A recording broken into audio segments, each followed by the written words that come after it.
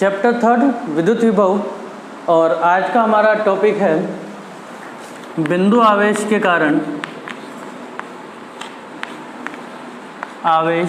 बिंदु आवेश के कारण विद्युत विभव।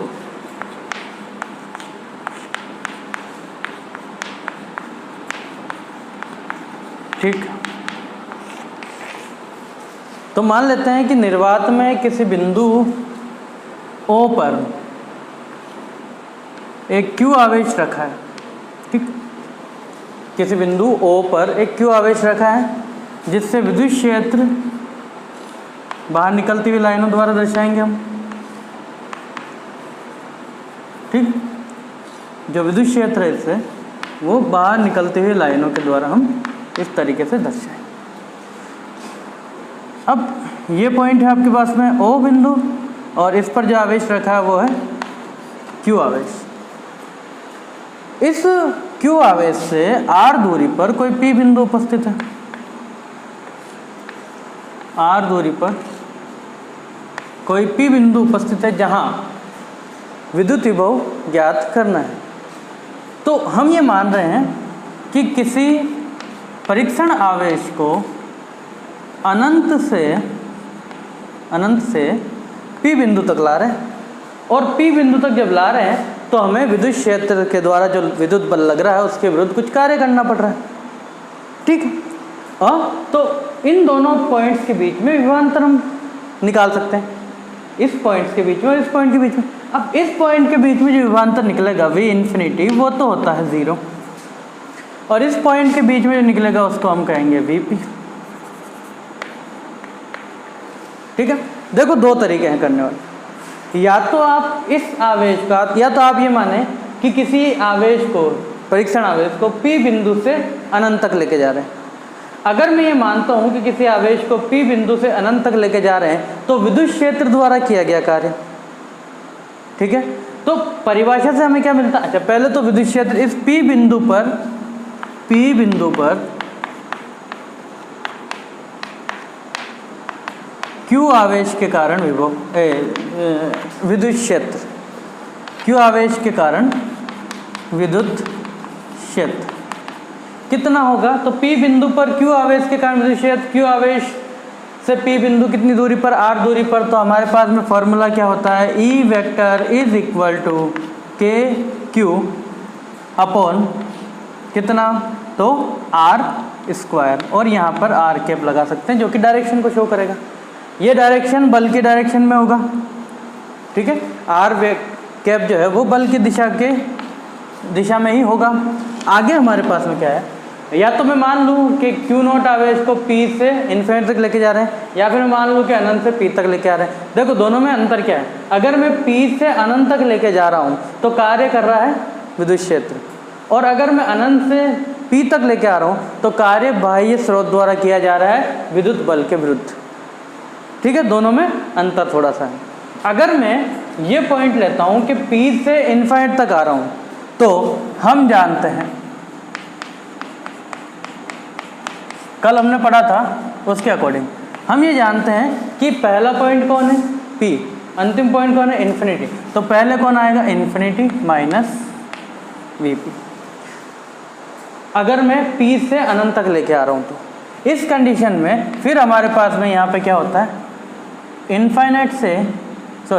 से इन्फिनिटी तक लेके आ रहे हैं, है ना? P से इन्फिनिटी तक लेके आ रहे हैं, और E डॉट dr वेक्टर। अब यहाँ क्या है कि यहाँ क्योंकि dl जो था उसको हम लिख रहे हैं अब dr, क्योंकि r डिस्टेंस के लिए हमारे पास में, तो कुछ थोड़ी सी डिस्टेंस के लिए हम इसकी वैल्यू निकाल रहे हैं, फाइंड कर रहे हैं। ये dr डिस्टेंस के लिए विभवांतर इतना हो गया। कहाँ से कहाँ लेके जा रहे हैं? P से इन्फिनिटी तक लेके जा रहे हैं। ठीक है, आगे देखो, इस कंडीशन में E डॉट dr, E व dr दोनों समांतर है या प्रति समांतर है? तो विस्थापन और बल की दिशा देखते हैं अपन। E मतलब बल की दिशा, विद्युत क्षेत्र की दिशा बल की दिशा की ओर होगी, तो बल लग रहा है इस तरफ, विस्थापन भी इस तरफ, दोनों की दिशा एक ही जैसी है। तो E व dr दोनों कैसे हैं? समांतर है। तो समांतर है तो हम क्या कह सकते हैं कि theta is equal to 0 degree and cos 0 degree is equal to +1। तो हमारे पास में ये चीज़ क्या बनेगी, v infinite minus V P is equal to minus P to infinite and E D R. ठीक है, यही बनेगी। डॉट हट जाएगा, वेक्टर हट जाएगा क्योंकि वैल्यू हो गई 1। अब e की वैल्यू x रख दो, समीकरण 1 से e का मान रखेंगे तो v infinite minus V P is equal to minus P to infinite and e की value K Q over R square D R. K और क्यू दोनों बाहर आ जाएंगे। अब k और q दोनों बाहर आ गए तो हमारे पास में क्या बचा, v infinite minus V P is equal to K Q बाहर, तो समाकलन कहाँ से कहाँ तक, p से इनफाइनाइट तक किसका हो रहा है, 1/r² dr का हो रहा है। ये समाकलन हो रहा है, ठीक है, 1/r² का dr के रिस्पेक्ट में हो रहा है। तो आपको समाकलन करना वैसे तो आता है, इसका समाकलन अगर मैं कहूँ, देखो 1/x² dx का समाकलन क्या होता है हमारे पास में, तो -1/x होता है। एम आई राइट? ठीक है, तो -1/x प्लस c भी लिख सकते हैं आप, क्योंकि आपके पास में यहाँ पे लिमिट नहीं है। अब हमारे पास तो लिमिट है, ये फॉर्मूला आप याद रखें। 1/x² dx का समाकलन -1/x होता है, तो हमारे पास में यहाँ क्या आएगा, -1/r। तो हम यहाँ लिख सकते हैं कि v infinite minus V P is equal to कहाँ से कहाँ तक, के क्यू बाहर आ गया।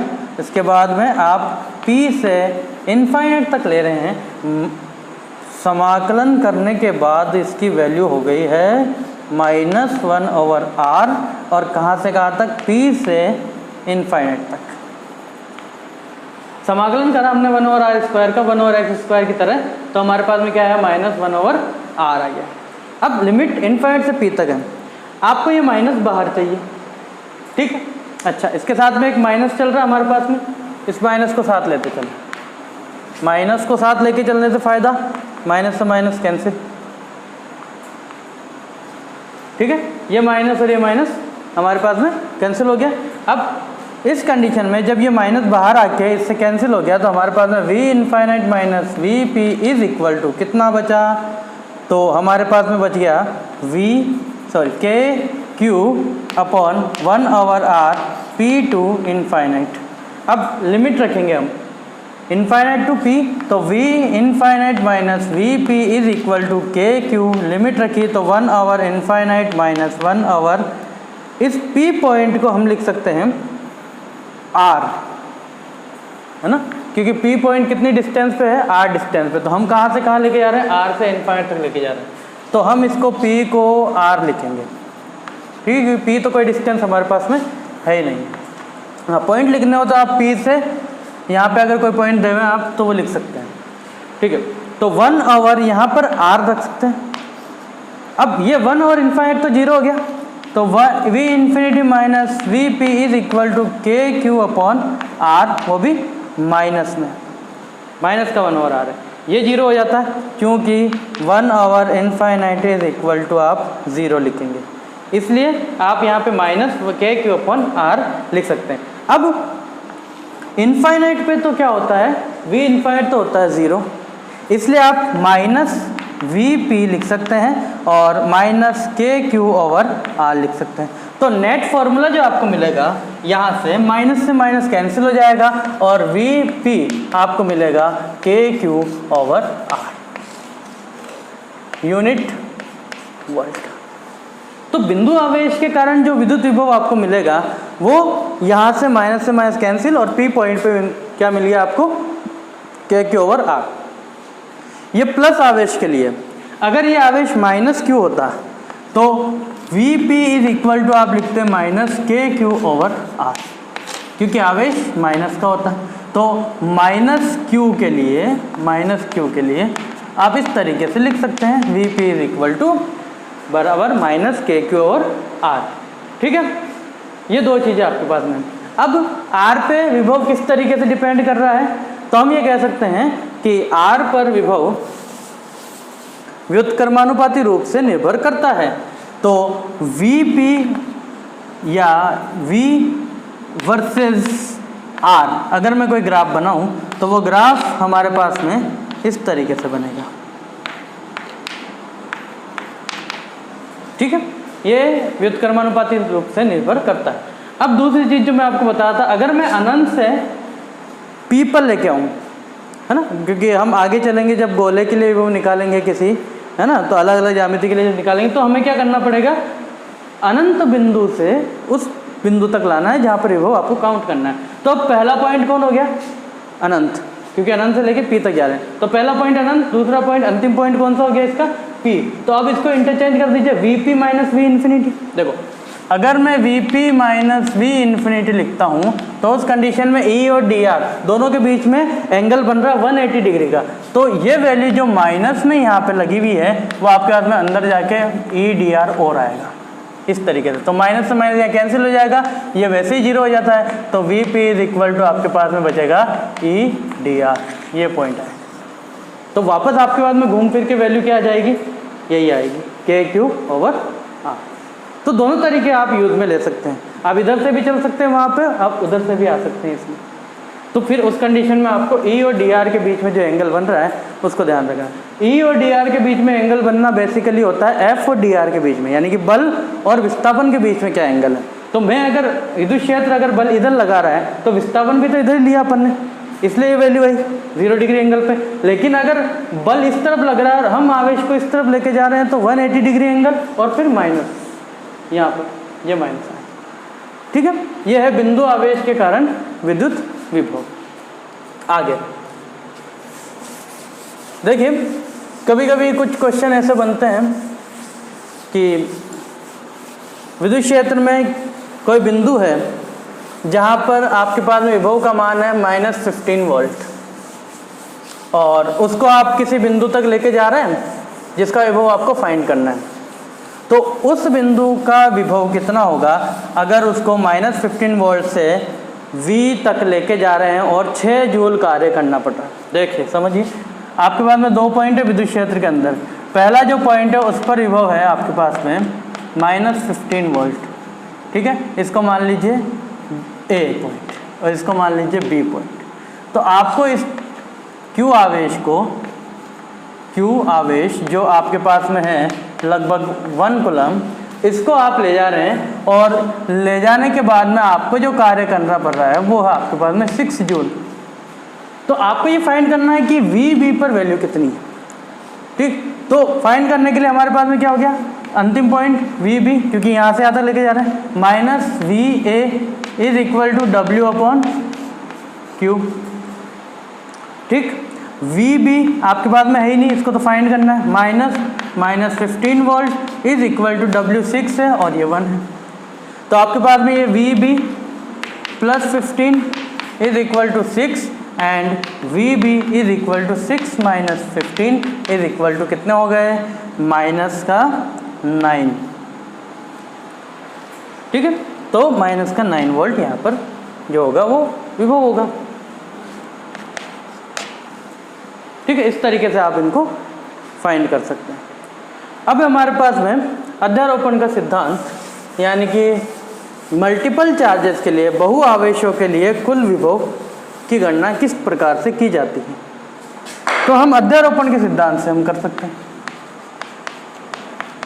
अध्यारोपण का सिद्धांत, विभव के लिए अध्यारोपण का सिद्धांत क्या कहता है। देखिए, इसके लिए तो सिंपल है। बल के लिए तो क्या होता है, डायरेक्शन का ध्यान रखना पड़ता है क्योंकि वो एक सदिश राशि है और वेक्टर सम में डायरेक्शन इंपॉर्टेंट होती है। यहाँ पर क्या है कि ये अदिश राशि को सिंपली जोड़ा जा सकता है बीजगणितीय योग की। तो किसी n आवेशों के निकाय में P बिंदु पर कुल विभव, अगर मैं मानूँ ये Q1 आवेश, ये Q2 आवेश, ये Q3 आवेश और ये Qn आवेश है, तो R1, R2, R3 and Rn direction है। तो P बिंदु पर जो कुल आवेश है Vp, वो सभी आवेशों के कारण उत्पन्न विभव के बीजगणितीय योग के बराबर होगा। ठीक, इस तरीके से आप इसको फाइंड कर सकते हैं। ठीक है। अगर 3 आवेशों का निकाय है तो 3 विभव है, तो विभव आप याद कर लीजिए, V1 कितना, V2 कितना, V3 कितना, और आप उनको ऐड कर दीजिए। तो Q1 आवेश के कारण कितना आएगा, Q2 आवेश के कारण कितना आएगा, है ना। इस तरीके से आप फाइंड कर सकते हैं। आगे हमारे पास में कुछ क्वेश्चन ऐसे भी होते हैं जिनमें संतुलन अवस्था दी जाती है। तो हम ये मान रहे हैं कि आपके पास में कोई आवेश है यहाँ पे Q1 और कोई Q2 है। ये आपके पास में है 4 माइक्रोकूलम और ये आपके पास में है 3 माइक्रोकूलम। आपको कोई बिंदु फाइंड करना है जहाँ पर इन दोनों के कारण विभव शून्य हो, यानी कि संतुलन बिंदु ज्ञात करना है। अब हम देख रहे हैं कि ये जो वोल्टेज है ये ज़्यादा है इससे, तो वो जो P बिंदु है वो कभी भी इस तरफ नहीं होगा, क्योंकि ये आप इसको माइनस मान लीजिए, ये +4 ये -3। अब वो जो पॉइंट है वो ये या तो बीच में हो सकता है या फिर इधर कहीं हो सकता है, ये 2 पॉइंट हो सकते हैं। तो अब आपको क्या करना पड़ेगा, एक तो ये P बिंदु पर टोटल दोनों के कारण विभव V1 + V2, ठीक है। और अगर मैं इसको P' मानूं तो इसके कारण टोटल विभव Vp' = V1 + V2। बस आपको ये फाइंड करनी है। तो आपके पास में डिस्टेंस आ जाएगी कि वो पॉइंट कहाँ हो सकता है। 2 डिस्टेंस आएगी, यहाँ से कितना हो सकता है, यहाँ से कितना हो सकता है। इस तरीके से आप अध्यारोपण के सिद्धांत से भी उसको कर सकते हैं, क्योंकि ये एक अदिश राशि है, इसलिए इसको सिंपल जोड़ा जा सकता है चिन्ह समेत।